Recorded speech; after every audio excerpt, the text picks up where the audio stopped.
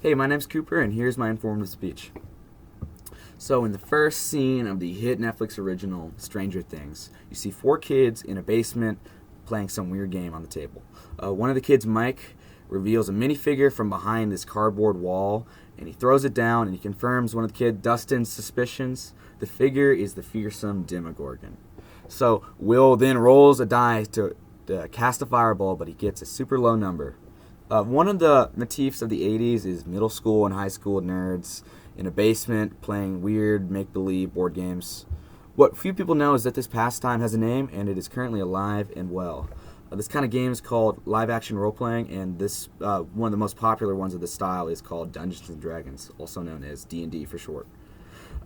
Today I'm going to be informing you about my favorite hobby, and first explaining what is Dungeons & Dragons, how it's played, then going briefly into the history of the game, and then lastly, giving you some steps to start playing yourself if you're interested. So in a sentence, Dungeons & Dragons is like a cross between an improv acting session and a strategy board game.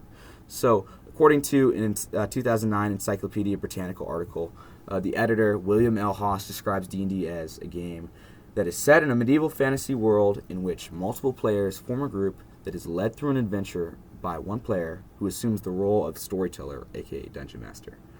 In my group, I am the Dungeon Master, also known as the DM for short. Unlike most games, there's no winner or loser, and there's no players aren't competing against each other. Instead, the primary goal is to create a story and have fun. So imagine the DM as a Steven Spielberg, the writer producer of a movie.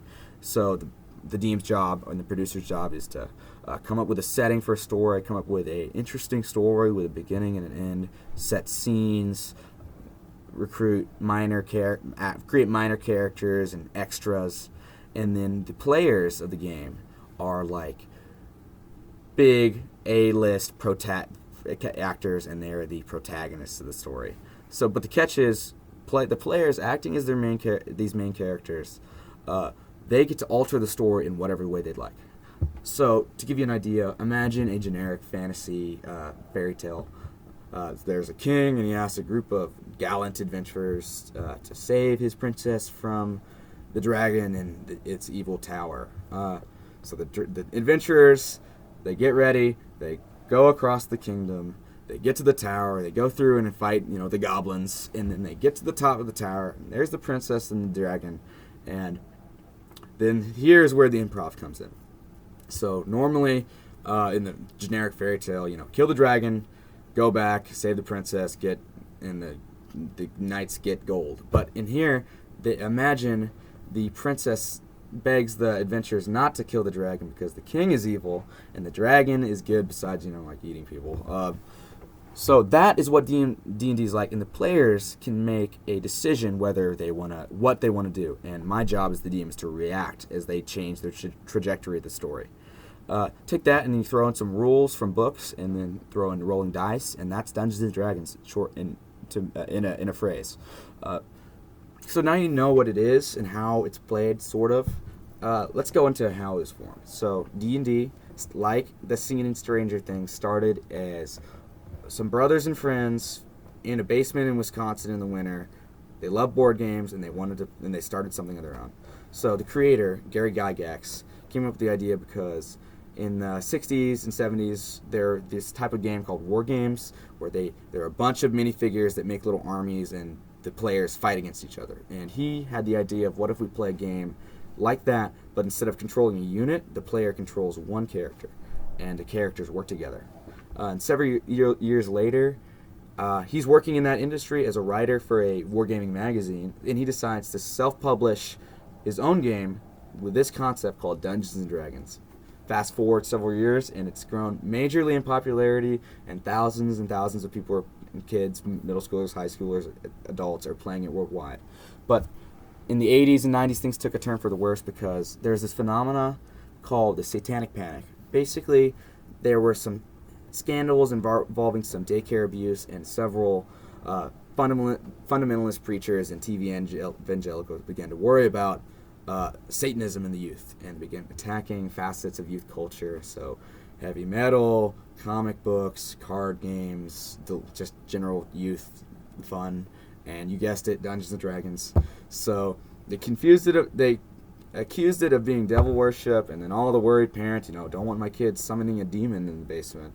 So it began, that along with other factors, began a decline in popularity of D&D.